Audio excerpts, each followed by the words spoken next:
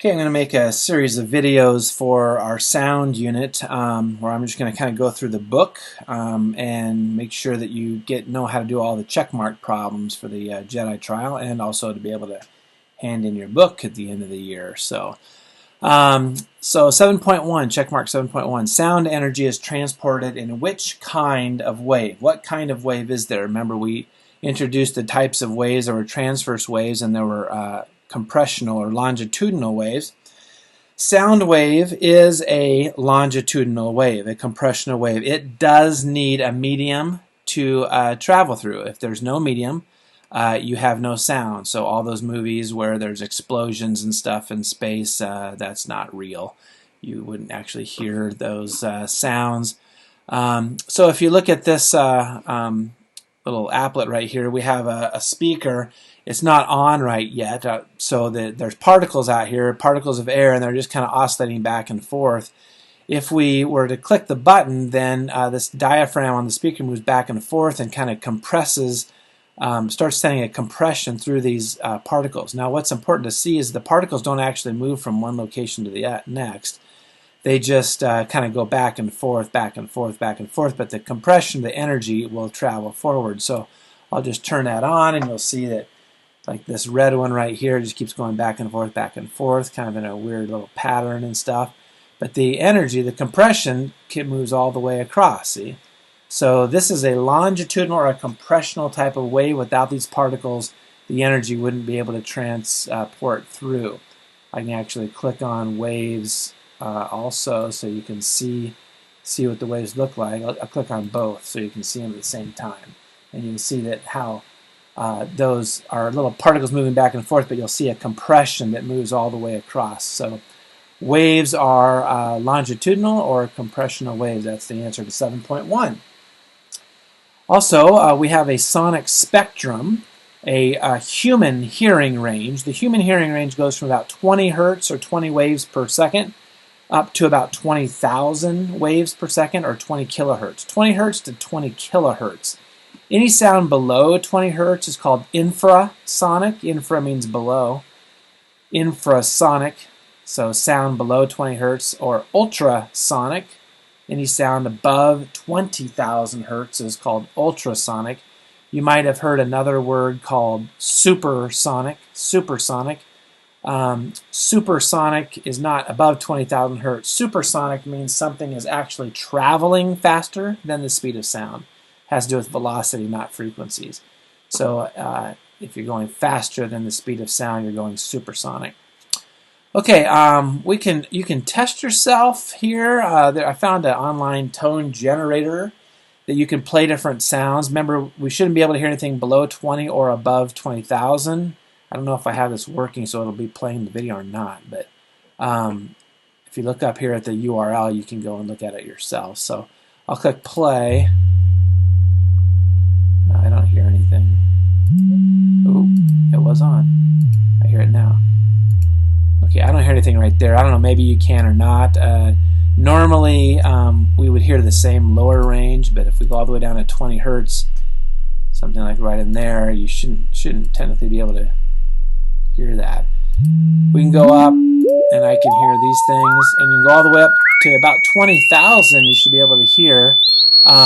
As you get older, the upper range of the frequency is you lose. It's way worse, although I can still hear this. Right around in here, around 56 or something like that, right there, it's really annoying. There's a certain like annoying place. Generally, it's usually where the babies scream. Babies happen to scream at one of the frequencies that seems to be the loudest. So keep going up, and 10,000. I can still hear that. 12,000. Okay, I can't hear that anymore. Can you hear that? Definitely can't hear that. Okay, so yeah, so my hearing's pretty bad on the upper end of it. I don't get anywhere close to 20,000. That's 13,000. And I just really hope that I remember to actually stop this sound while I make the rest of this video, because I'm sure it's probably might be pretty annoying to you right now, although I can't hear anything. So let's see, we'll go on up. I guess it pegs out right a little over. So no one should be able to really hear anything right now, any kind of sound. If I left that on the whole time, you might kind of get annoyed by it. I mean, you might kind of tell that something's not right or something, because some of the high frequencies, they still can kind of impact us, even though we might not be able to hear them in the auditory spectrum. But yeah, I can hear that. I can hear that one. Okay, so about 12,000 I must go out at. So okay, all right, so we'll move on and go on to the rest. Oh wait, hold on, better stop that. Ooh, that was a close one. Okay, I stopped it, I think. I clicked the stop button, I hope. Can't hear it anymore. All right, yeah, I can't hear that either, so I should be able to hear that. All right, so auditory range, 20 hertz to 20 kilohertz. You need to know that for the test. All right, transmission of sound, 7.2. Does sound travel faster in solids, liquids, or gases? Solids, liquids, or gases? You'll pause the video and answer that, and then I'll come back on the other end and you can answer it. Okay, so the answer actually, sound travels the fastest in solids. Okay, and then a little less fast in liquids. Sound is the slowest actually in gases, which is obviously is the medium that we use to listen to, right? We listen, we have air around us, so we're usually dealing with sound traveling through gases, and sound might travel more coherently through gases. You might be able to hear it better than you could like if you were underwater. But if you're underwater, sound would travel to you faster than it does travel through the air to you. And the reason for this is really it's because sound is a compressional wave. You know, in a solid, the particles you can think of as kind of being right next to each other with that like no gaps. So if you like all of a sudden like hit this pool ball right here on the end or something, this pool ball on the end will like take off like immediately because they're all like in contact with each other. But if you had like a gas where the pool balls were like further away, and you hit this one, this would have to move over to hit that one, this would have to move over to hit that one, and that chain reaction is a lot slower than what it is for a solid. So sound travels faster in solids than it does in liquids, and it travels faster in liquids than it does in gases. If you drop down real quick down here, you'll see that the velocity in water is about 4 times what it is through air. And the velocity in steel, which is a solid, is about 15 times what it is through air. So there's just a quick little calculations you can make on solids, liquids, and gases. Okay, 7.3. Does sound travel faster in cold or warm air? I'll pause that and let you try to answer that question. Okay, I got your answer. This one's tricky. Most people would say cold air, and they would say cold air because of the same reason about the different phases up here. Cold air would be less dense, and so you think the particles would be closer together, and so maybe the sound would go through it. That's not actually the case. It is the case for different phases, solids, liquids, and gases, but when you're in the same phase, and air is all gas, right? Air is all gas.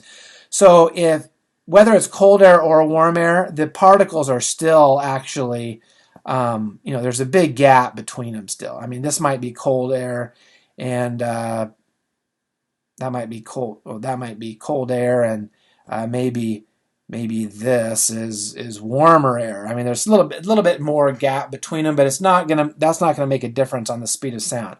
What is gonna make the difference in speed of sound is that warm air, the particles are actually traveling already faster. So this thing can actually be forced over to that one, and this one can be forced over that one way quicker than it can for a dense or for a cold air.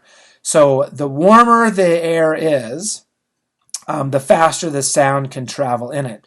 And we have this little statement right here, which a lot of you have seen. It's the statement at the bottom of your equation sheet, which you've seen all year long. Some of you actually have already read it and figured it out because you wanted to get those right on the QED exam, and they're actually really easy questions. So you've already probably looked at that statement right there. The speed of sound at 0 degrees Celsius in air, at 0 degrees Celsius is 331.5. You need to remember, well, I guess you don't need to remember that anymore because you can just use these notes on your test. So the speed of sound at 0 degrees is 331.5. It's going to increase by 0.6 meters per second for every degree of Celsius. For every degree of Celsius, it's going to be 0.6 meters per second increase. And likewise, for every decrease of degrees Celsius, it would be a decrease of 0.6 meters per second. You would subtract that off from 331.5. Okay, so I'll erase, let's erase all these things. Okay, so question 7.4 then. If a sound, and you're going to get a lot of questions on the Jedi trial and on the E-Lab that have to do with this speed of sound thing. 7.4 says, if the sound with a frequency of 200 hertz is traveling on a day where the temperature is 25 degrees Celsius, what is the wavelength? All right, how do we do this? Well, velocity is frequency times wavelength. Hopefully you really know that equation now. I mean, we use that probably more than anything for the rest of this year. That's the equation we're using. It's how do you find the velocity of waves. Frequency of the wave times the wavelength. So we're trying to figure out what is the wavelength. So we'd solve this for wavelength. Wavelength would equal the velocity divided by the frequency. And we know the frequency is 200 hertz, it says, 200. So all we have to do to figure out the wavelength is what is the velocity on this day. And all you need to know the velocity of the speed of sound on this day is to know the temperature. That's all you have to do. If you know the temperature outside, you know how fast sound waves travel out there. Pretty cool, huh? So I take 25 degrees Celsius. I'm going to take that times 0.6 because 25 is, 25 degrees above 0. So I'm going to take 25 times 0.6 and I'm going to add on 331.5. This is how you find the velocity of sound in air. You take 331.5 and then you take it plus whatever the temperature is times 0.6. So I take 25 times 0.6, I add on 331.5, and I get a velocity of 346.5. So I'm going to take 346.5 meters per second. I'm going to divide that by 200, and I get a wavelength of like 1.7 meters. Kind of a long wavelength, a little less, I guess, than 2 meters long is the wavelength of this particular sound. Okay, I think that's about enough for the first video on just some basics of sound characteristics. I guess one thing I'll point out is if you know who broke the sound barrier, who was the first person to go faster, travel faster than the speed of sound, and that was Chuck, not Norris, Chuck Yeager. I think I spelled his name right. Chuck Yeager, a really amazing American hero. He broke the sound barrier. Everybody thought he had died because they heard a big explosion. One of the reasons for that is if you're making sound, you have sound waves like going out in front of you. But what if you go faster and faster and faster? Well, every time you're putting sound waves out in front of you, if you travel almost with those sounds, the sound waves will really build up in front of you, and they'll be farther away behind you because you're traveling with the sound waves in front of you. And so what happens is as you go really, really fast, all the sound waves you're putting out in front of you are basically piled up on the same place. So it's something like this. And if you're down here on the ground listening as somebody just flies by you really fast, all the sound waves that they've been making are all in one location.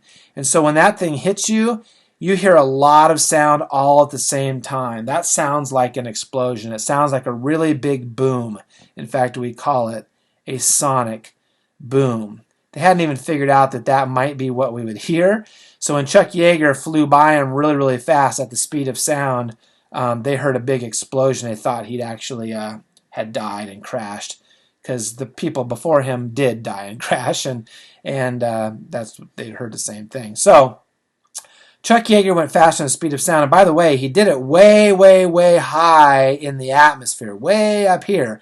How come? Because up here the temperature is very, very, very, very cold. That means the speed of sound is going to be really, really, really low up here, and so that's where you want to travel if you're trying to go faster than the speed of sound.